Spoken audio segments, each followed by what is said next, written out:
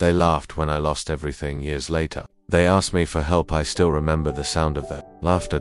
It wasn't loud, it wasn't cruel in an obvious way. It was worse than that. It was the kind of laughter people make when they're relieved it's not happening to them. The kind that says, well, what did you expect? I was standing there with everything I owned packed into 2 cardboard boxes. One was already breaking at the bottom. The tape had given up before I had. That felt about right, just weeks earlier. This was the same building where people used to greet me with smiles, nods of respect, even a little admiration. Now they avoided eye contact. Some pretended to check their phones. Others watched from a distance, like they were observing a car crash they couldn't look away from.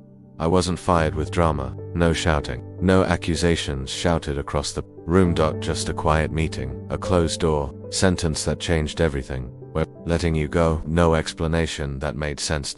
No warning. No second chance. By the time I stepped outside, my phone was already buzzing. Word travels fast when someone falls. Some messages were polite, some were awkward, most were silent, and then there were the looks. The raised eyebrows, the whispers, the smiles that didn't reach the eyes. Could almost hear what they were thinking.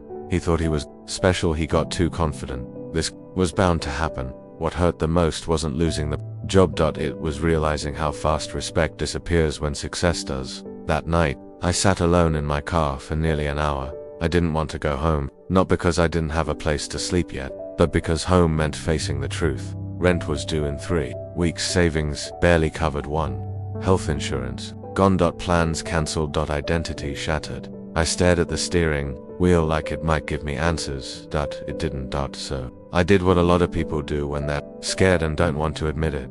I drove around. No destination, just movement, as if staying in motion could somehow stop everything from collapsing. At a red light, I saw my reflection in the rearview mirror, and for the first time, I didn't recognize the person looking back. The next few days were worse. That's when the laughter turned into distance. Friends stopped calling, invitations dried up, conversations became shorter. People don't know what to say to someone who's falling, so they say nothing, and nothing is loud. I overheard someone I used to work with say, yeah, I heard he lost everything.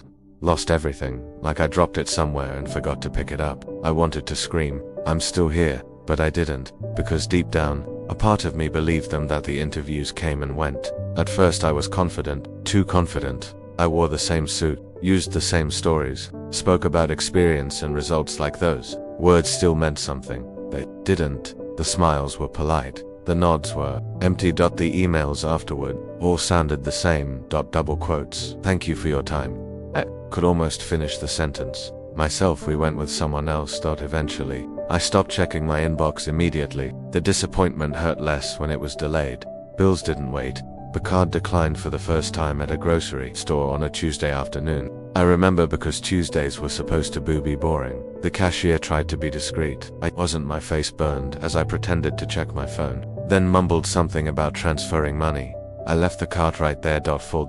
I sat in my car afterward, gripping the steering wheel again, fighting the urge to cry. That was the moment I realized something terrifying. This wasn't temporary. This was my life now. Words spread faster than I could control it. People love a downfall story, especially when it makes them feel safer about their own lives. I heard about the jokes secondhand. Guess success didn't last. Should have saved more. Must not have been that good. No one asked what actually happened. Didn't want the truth. They wanted a lesson. Don't fly too high. And I was the example. I started avoiding places where I might run into familiar faces. The gym, certain cafes, whole neighborhoods, because every interaction felt like an evaluation. They weren't asking how I was, they were measuring how far I had fallen.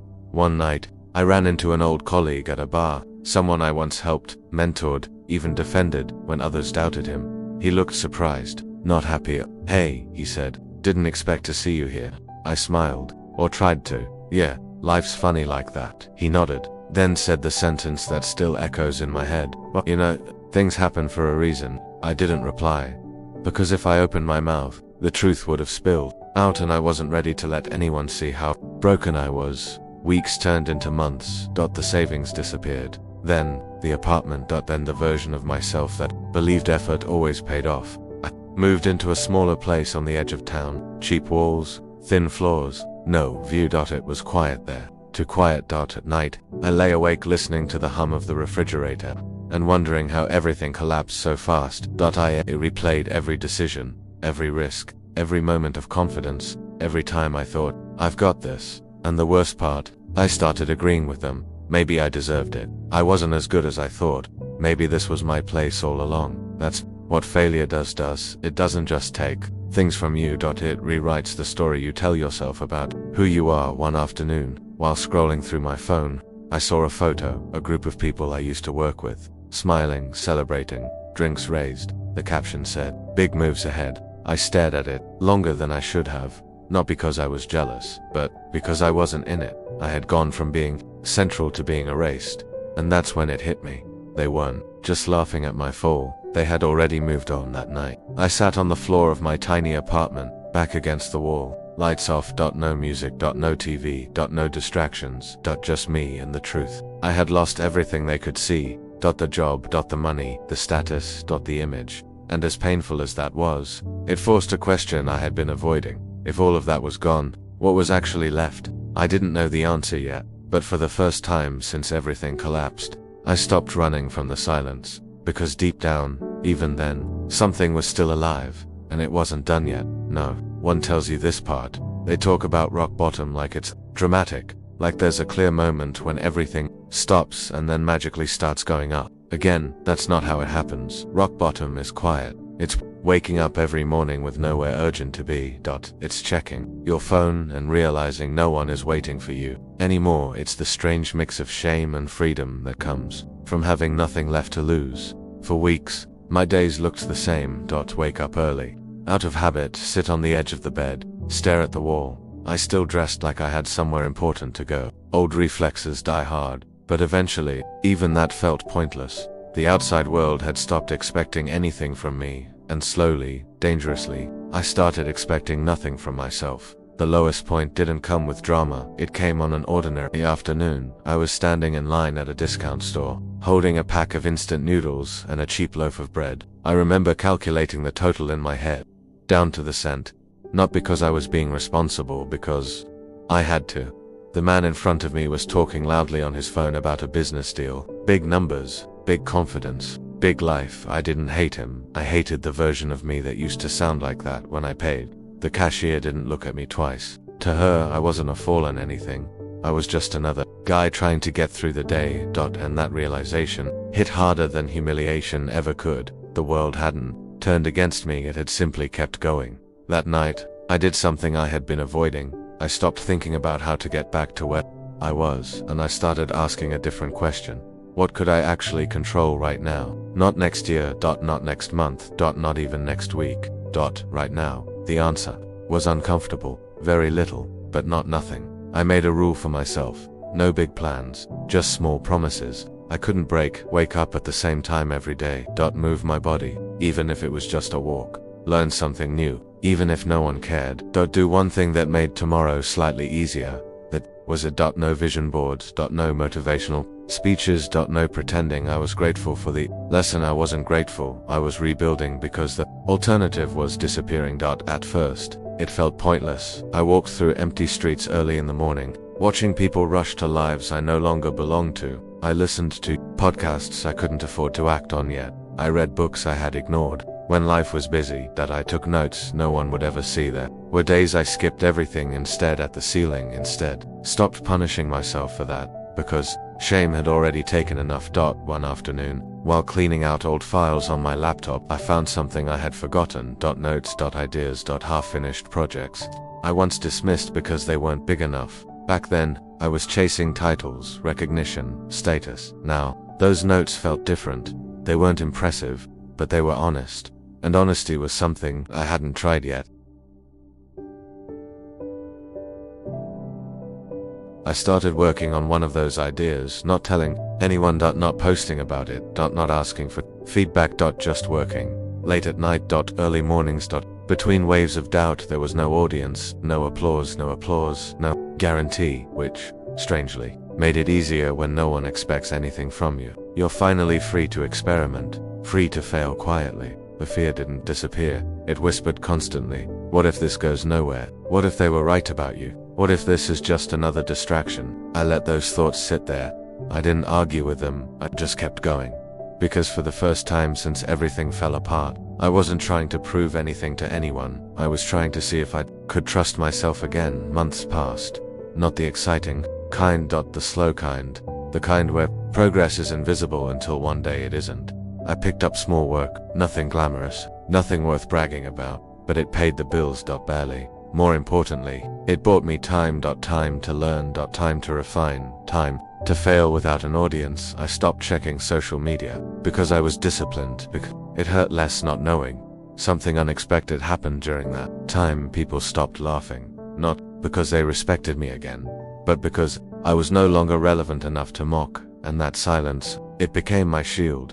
While they were busy with their lives, I was quietly rebuilding mine. Not the old version, a new one. I noticed changes before anyone else did. My thoughts became clearer. My reactions slower. My ego quieter. Stopped needing validation. Because when you've already lost everything, approval feels optional.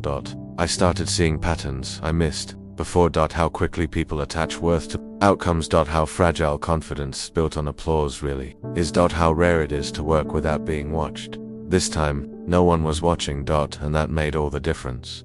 One evening, I ran into someone from my past, not a close friend, just an acquaintance. They asked the question people always ask when they don't know what else to say. So, what are you up to these days? I paused. Not because I didn't have an answer, but because for the first time, I didn't feel the need to impress. I'm working on something, I said. They smiled politely. That's good. Hope it works out. And they walked away. No curiosity, no judgment, no interest. I didn't feel hurt. I felt relieved. That night, sitting alone again, I realized something important. They laughed when I lost everything because they thought the story was over. But what they didn't understand was this. The loud part of my life had ended. The real work had just begun.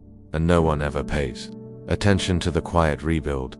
I didn't know yet that years later, those same people would look at me differently. I didn't know they would ask questions, or favors, or help. All I knew was this. I was becoming someone who didn't need their approval anymore. And that change, that was the foundation. The shift didn't happen all at once. There was no dramatic announcement, no viral moment, no sudden wave of recognition. It started with small signals. An email reply that came faster than expected. A message that began with, "Hey, I remember you," from a quiet opportunity that didn't exist a year earlier. At first, I didn't trust it. When you've been invisible for long enough, attention feels suspicious. I assumed it would disappear the way everything else had. So I kept my head down. Same routines, same discipline, same silence. Because this time, I wasn't building momentum for applause. I was building stability. The work started paying off in ways that couldn't be faked. Not because it was flashy. Because it solved real problems.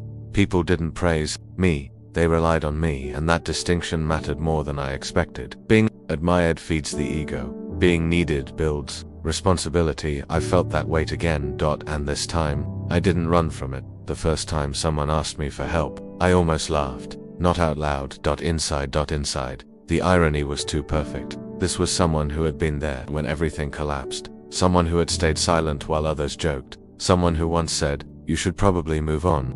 Now they were sitting across from me, unsure, careful with their words. "I heard you're doing well," they said. I wasn't. Not in the way they meant, but I didn't correct them. "I'm working," I replied. They nodded. Relieved. Then came the question.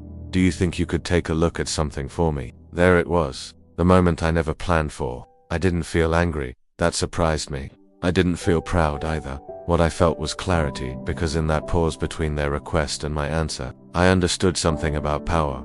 Power isn't about making people feel small. It's about deciding who you want to be. When the roles reversed, I helped them not because I owed them anything, but because I owed something to the version of myself who rebuilt in silence. That version didn't need revenge. He needed proof that the pain had produced wisdom, not bitterness. I helped them honestly, professionally, without reminding them of the past. They thanked me more than once, and when they left, I sat there quietly, feeling lighter than I expected. Word spread. Not fast, but steadily. People began reaching out. Some were new, some were familiar, some were unmistakably from the past. They all started their messages the same way I heard you might be able to help. No one mentioned the laughter, no one apologized. That was fine. because I wasn't waiting for apologies anymore. What surprised me wasn't that they asked for help, that it was how uncomfortable it made them, didn't know where to place me, that I was no longer the cautionary tale, but I wasn't part of their success circle either. I existed somewhere in between. That unsettled them. They asked questions carefully, that if stepping on thin ice. How did you get back? What changed? What was the turning point? I never gave them the answer they wanted. There was no single moment. No secret trick, just years of consistency when no one was watching. One conversation stayed with me, a former colleague, someone who once laughed openly, cruelly, casually, as if my collapse was just another story. We sat across from each other. They cleared their throat. I have to say, I didn't expect this. I smiled. Neither did I. They leaned forward. If you don't mind me asking, how did you survive that? I thought about it, then I told the truth. I stopped trying to survive in their world, and built one I could stand in. They didn't fully understand, but they nodded anyway. The strangest part was this. Helping them didn't reopen old wounds. It closed them because I was no longer reacting from pain. I was responding from stability. That's the difference no one warns you about. When you heal properly, the past loses its grip, not because it disappears, but because it no longer defines your choices. I noticed how differently I carried myself. I listened more, spoke less, chose carefully. I no longer needed to announce success. Results did that quietly, and people felt it. They trusted me. Not because of confidence, but because I wasn't desperate to be seen. That was one moment that felt like a full circle. I was invited to a gathering I never would have been included in before. The room was familiar, the faces even more so. Some greeted me warmly. Others avoided eye contact, didn't take it personally. Everyone was updating their internal story about me. And I let them. Midway through the evening, someone raised a glass. They said something about resilience, about comeback stories. About how inspiring it was to see someone bounce back. I didn't correct them, because bounce back isn't what happened. I didn't return to who I was. I outgrew him. Later that night, I stepped outside alone. Cold air, quiet street. I thought about the version of me sitting on the edge of the bed years earlier, wondering if life was over. I wished I could tell him something. Not that it would all work out, not that people would regret laughing. Just this one day, their opinions will matter less than your peace. And when they ask for help, it won't feel like victory. It will feel like closure. They laughed when I lost everything. That part is true. But what they never saw was the discipline built in silence, the humility learned in isolation, the strength forged without witnesses. Years later, when they asked me for help, they weren't meeting the same person. They were meeting the result of everything they never paid attention to. And that was enough.